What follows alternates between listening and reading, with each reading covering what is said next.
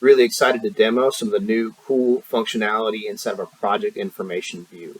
First, we're going to start off with new workflows for when you want to lock and sync your project information view.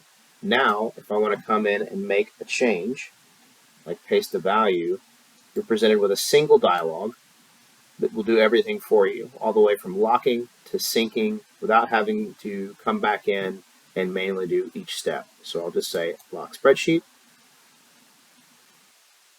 It'll now lock that spreadsheet to me, and I can come in here and I can make any changes that I want.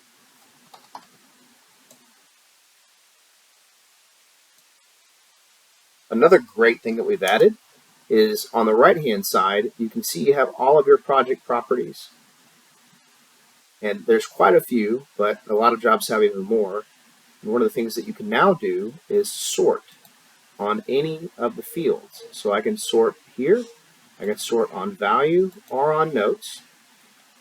I also have the ability to have a find.